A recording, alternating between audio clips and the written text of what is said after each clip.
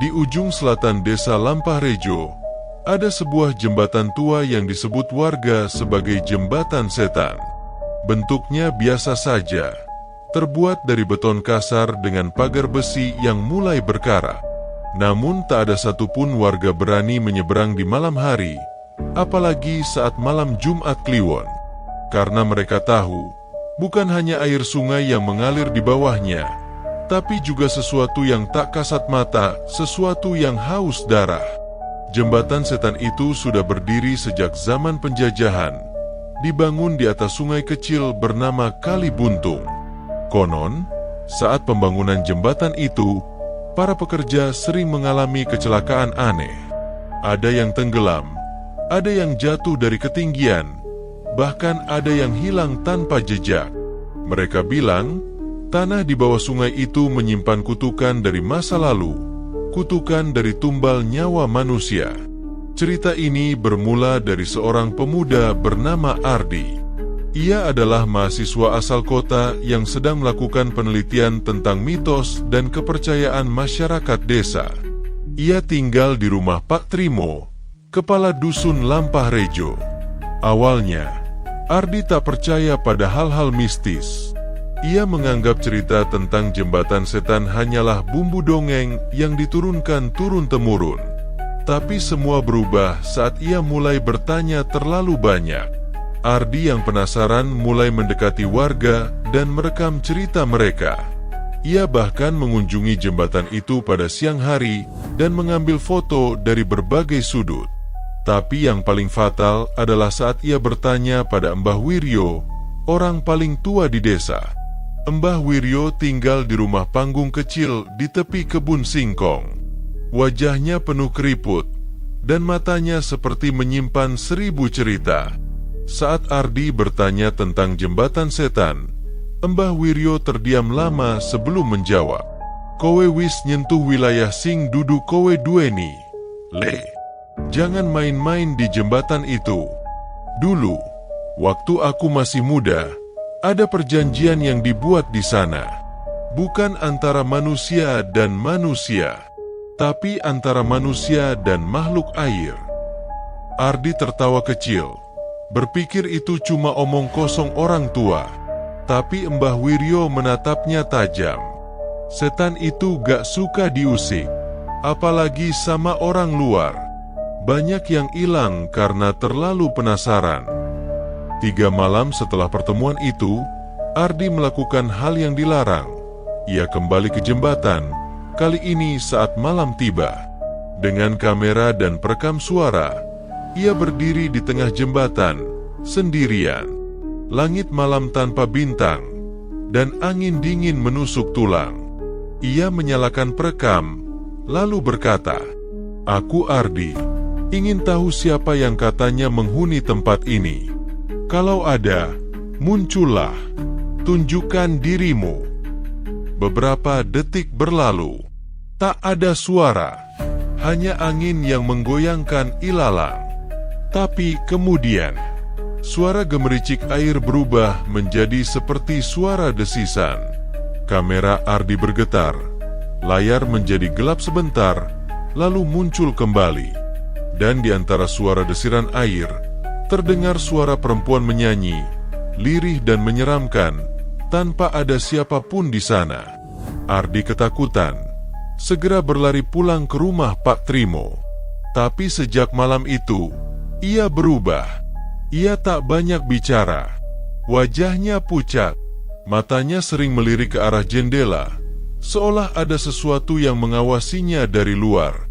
Pak Trimo khawatir dan memanggil Bu Sarti, dukun kampung yang biasa mengobati gangguan gaib. Saat melihat Ardi, Bu Sarti langsung mundur 2 langkah. Wes ketempelan, dan yang nempel bukan sembarangan. Itu bukan jin biasa. Itu penghuni jembatan, setan air. Bu Sarti segera menyiapkan kembang 7 rupa, kemenyan, dan kendi berisi air sungai yang sudah didoakan. Namun saat hendak memulai ritual, Ardi menjerit keras. Suara jeritannya bukan seperti manusia biasa.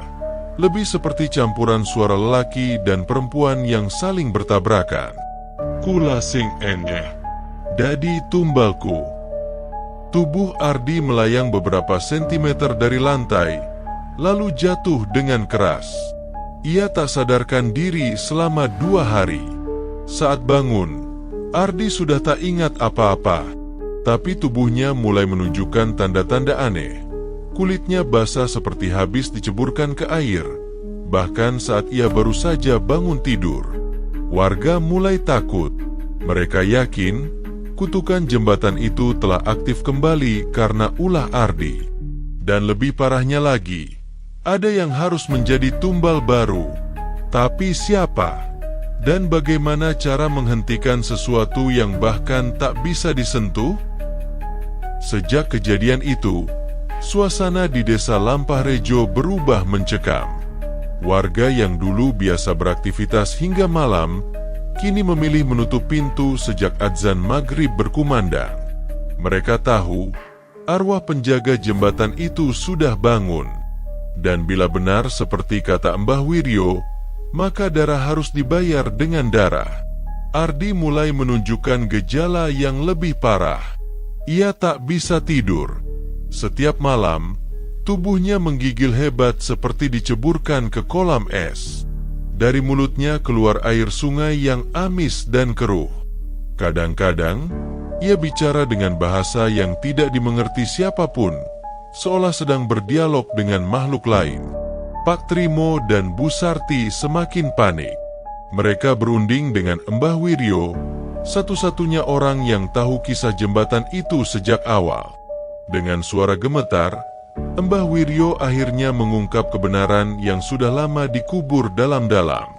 Dulu, sebelum jembatan itu dibangun, ada sepasang kakak beradik, Ratri dan Raka, anak dari dukun desa yang tersohor di masa penjajahan.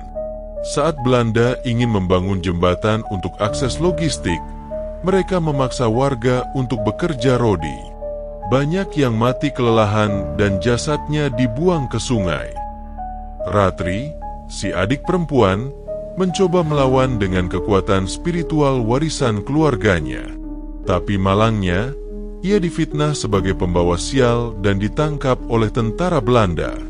Untuk menghindari pemberontakan, Ratri dijadikan tumbal pembangunan jembatan, dikubur hidup-hidup di bawah pondasi jembatan bersama sesajen dan mantera pemanggil roh penjaga.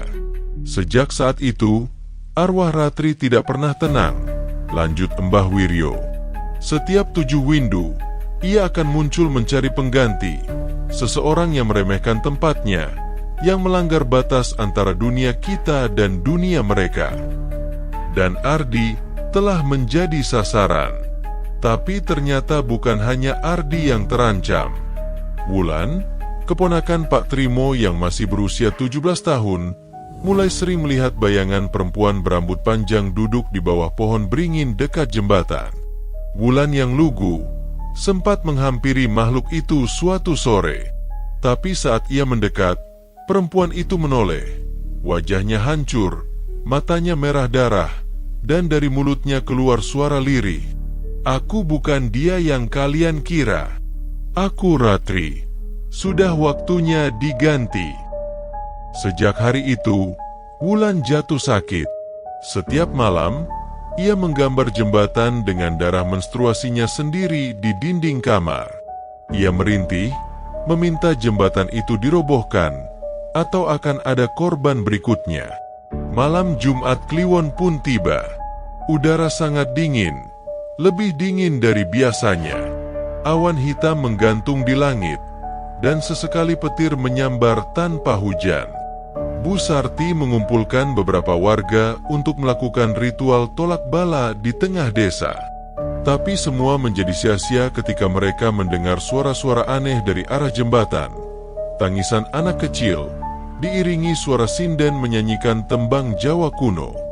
Ardi, yang selama ini dijaga ketat di rumah Pak Trimo, tiba-tiba menghilang dari kamarnya. Jendela terbuka, dan di bawahnya ada jejak kaki basah menuju arah jembatan. Bersamaan dengan itu, Wulan yang tengah kesurupan tertawa keras dan berkata, "Wong lanang iku wis ditaleni karo aku, tapi aku butuh siji maneh, kembang durung mekar tanpa darah perawan."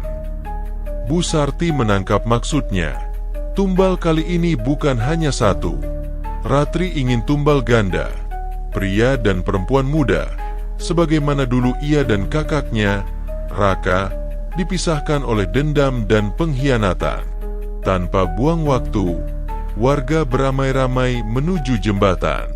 Tapi begitu sampai di sana, mereka hanya melihat Ardi berdiri di tengah jembatan, menghadap sungai, tubuhnya basah kuyup, dan kedua matanya berwarna hitam pekat. Dari mulutnya keluar suara perempuan, "Aku kembali. Kalian belum membayar lunas. Siapa yang akan menggantikanku?" Saat itu, Wulan muncul berjalan sendiri dari arah belakang, dalam keadaan mata kosong, seperti sedang dipanggil oleh kekuatan tak terlihat. Ia berjalan perlahan, menaiki jembatan, mendekati Ardi. Warga menjerit panik, beberapa mencoba menghalangi, namun tubuh Wulan seperti dilindungi oleh kekuatan gaib. Angin bertiup kencang, membuat daun-daun beterbangan, dan air sungai mendadak meluap. Dan tepat saat Wulan dan Ardi saling bersentuhan di tengah jembatan, jembatan itu bergetar keras. Dari dasar sungai, muncul gelembung-gelembung besar, dan sekelebat bayangan perempuan melayang ke atas permukaan. Jeritan terdengar, teriakan warga kacau, dan dalam sekejap, kedua tubuh itu hilang ke dalam air yang berputar seperti pusaran neraka. Bu Sarti jatuh terduduk. Ia tahu ini belum selesai. Air sungai kembali tenang. Tak ada lagi pusaran, tak ada lagi bayangan.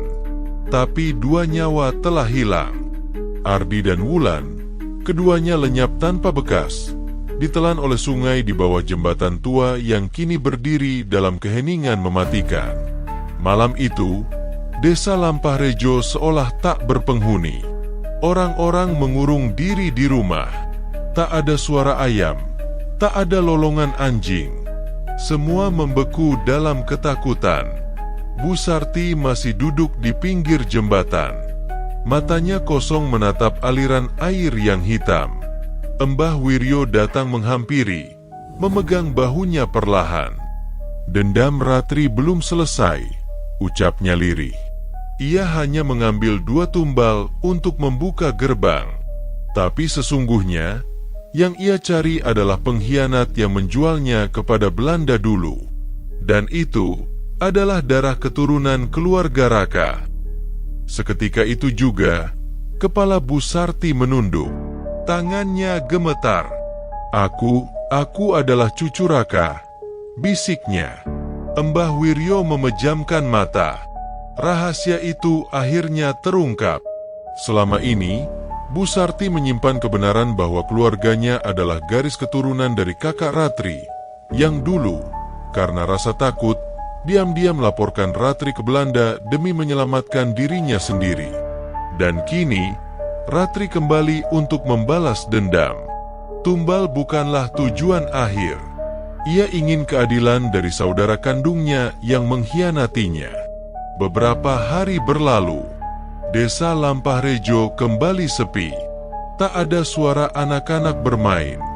Bahkan sawah-sawah dibiarkan kering. Tak seorang pun berani melewati jembatan itu lagi. Namun, satu malam, terdengar suara sinden dari arah jembatan. Lirih, menyayat hati, suara yang seperti berisi rindu dan dendam dalam satu nada. Bu Sarti tak tahan lagi. Ia bangkit, mengenakan kebaya tua milik almarhum neneknya, dan berjalan ke arah jembatan. Di tangannya tergenggam kembang kantil putih, bunga persembahan yang digunakan dalam ritual pemanggilan arwah leluhur. Di tengah jembatan, ia berdiri, menabur bunga, lalu menunduk dalam doa panjang. Air matanya jatuh. "Ratri, aku tahu kau mendengarku. Aku bukan pelaku, tapi aku membawa darahnya. Kalau kau ingin menuntut, ambillah aku, tapi bebaskan jiwa Ardi dan Wulan. Mereka tak tahu apa-apa. Angin mendadak berhenti. Daun-daun yang tadinya berguguran kini menggantung di udara, seolah waktu berhenti. Dari permukaan sungai, muncul kabut tebal. Lalu sesosok perempuan berbaju putih dengan rambut panjang dan wajah hancur naik perlahan. Wajah itu adalah wajah Ratri. Namun kali ini, ia tak berteriak. Ia tak mengamuk. Ia menatap Bu Sarti dengan mata sayu. Bibirnya bergerak tanpa suara. Tapi Bu Sarti mengerti arti dari gerakan bibir itu. Kenapa kau tidak menolongku dulu? Tubuh Bu Sarti bergetar hebat. Dalam batinnya, ia merasakan beban yang berat, seolah semua rasa sakit yang pernah dialami Ratri kini menimpa dirinya. Aku minta maaf, Ratri, atas nama keluarga kami salah. Lalu, tanpa diduga, Ratri mengangkat tangan, menunjuk ke langit. Petir menyambar, cahaya putih membutakan mata. Dan dalam sekejap, jembatan itu runtuh. Warga yang datang berlari setelah mendengar gemuruh, hanya menemukan puing-puing jembatan. Tak ada lagi Bu Sarti, tak ada lagi sosok Ratri. Tapi di sisi sungai, mereka menemukan dua benda. Sebuah kain sinden basah, dan kembang kantil putih yang belum layu. Sejak hari itu, tidak ada lagi suara sinden.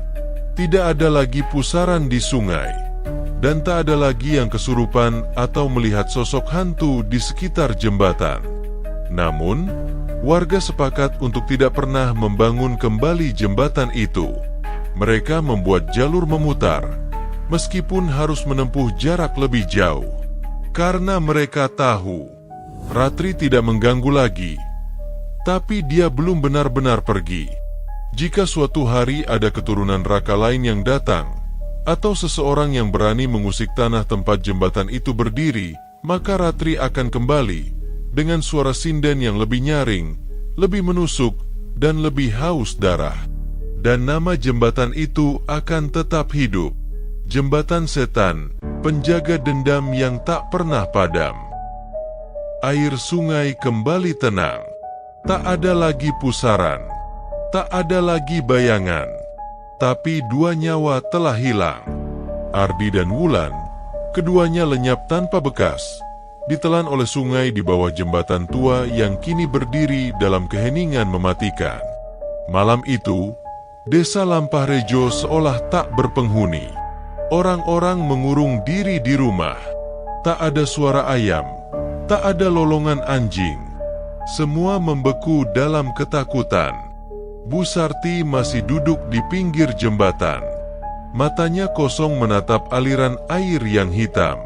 Mbah Wiryo datang menghampiri, memegang bahunya perlahan. Dendam Ratri belum selesai, ucapnya lirih. Ia hanya mengambil 2 tumbal untuk membuka gerbang. Tapi sesungguhnya, yang ia cari adalah pengkhianat yang menjualnya kepada Belanda dulu. Dan itu adalah darah keturunan keluarga Raka. Seketika itu juga, kepala Bu Sarti menunduk. Tangannya gemetar. Aku adalah cucu Raka, bisiknya. Mbah Wiryo memejamkan mata. Rahasia itu akhirnya terungkap. Selama ini, Bu Sarti menyimpan kebenaran bahwa keluarganya adalah garis keturunan dari kakak Ratri, yang dulu, karena rasa takut, diam-diam melaporkan Ratri ke Belanda demi menyelamatkan dirinya sendiri. Dan kini, Ratri kembali untuk membalas dendam. Tumbal bukanlah tujuan akhir. Ia ingin keadilan dari saudara kandungnya yang mengkhianatinya. Beberapa hari berlalu, desa Lampahrejo kembali sepi. Tak ada suara anak-anak bermain. Bahkan sawah-sawah dibiarkan kering. Tak seorang pun berani melewati jembatan itu lagi. Namun, satu malam, terdengar suara sinden dari arah jembatan. Lirih, menyayat hati, suara yang seperti berisi rindu dan dendam dalam satu nada. Bu Sarti tak tahan lagi. Ia bangkit, mengenakan kebaya tua milik almarhum neneknya, dan berjalan ke arah jembatan. Di tangannya tergenggam kembang kantil putih, bunga persembahan yang digunakan dalam ritual pemanggilan arwah leluhur. Di tengah jembatan, ia berdiri, menabur bunga, lalu menunduk dalam doa panjang. Air matanya jatuh. "Ratri, aku tahu kau mendengarku. Aku bukan pelaku, tapi aku membawa darahnya. Kalau kau ingin menuntut, ambillah aku, tapi bebaskan jiwa Ardi dan Wulan. Mereka tak tahu apa-apa." Angin mendadak berhenti. Daun-daun yang tadinya berguguran kini menggantung di udara, seolah waktu berhenti. Dari permukaan sungai, muncul kabut tebal. Lalu sesosok perempuan berbaju putih dengan rambut panjang dan wajah hancur naik perlahan. Wajah itu adalah wajah Ratri. Namun kali ini, ia tak berteriak. Ia tak mengamuk. Ia menatap Bu Sarti dengan mata sayu. Bibirnya bergerak tanpa suara. Tapi Bu Sarti mengerti arti dari gerakan bibir itu. "Kenapa kau tidak menolongku dulu?" Tubuh Bu Sarti bergetar hebat. Dalam batinnya, ia merasakan beban yang berat, seolah semua rasa sakit yang pernah dialami Ratri kini menimpa dirinya.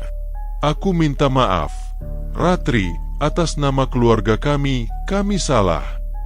Lalu, tanpa diduga, Ratri mengangkat tangan, menunjuk ke langit. Petir menyambar, cahaya putih membutakan mata, dan dalam sekejap, jembatan itu runtuh. Warga yang datang berlari setelah mendengar gemuruh, hanya menemukan puing-puing jembatan. Tak ada lagi Bu Sarti, tak ada lagi sosok Ratri. Tapi di sisi sungai, mereka menemukan dua benda. Sebuah kain sinden basah, dan kembang kantil putih yang belum layu. Sejak hari itu, tidak ada lagi suara sinden, tidak ada lagi pusaran di sungai, dan tak ada lagi yang kesurupan atau melihat sosok hantu di sekitar jembatan. Namun, warga sepakat untuk tidak pernah membangun kembali jembatan itu. Mereka membuat jalur memutar, meskipun harus menempuh jarak lebih jauh. Karena mereka tahu, Ratri tidak mengganggu lagi. Tapi dia belum benar-benar pergi. Jika suatu hari ada keturunan Raka lain yang datang, atau seseorang yang berani mengusik tanah tempat jembatan itu berdiri, maka Ratri akan kembali, dengan suara sinden yang lebih nyaring, lebih menusuk, dan lebih haus darah. Dan nama jembatan itu akan tetap hidup. Jembatan Setan, penjaga dendam yang tak pernah padam.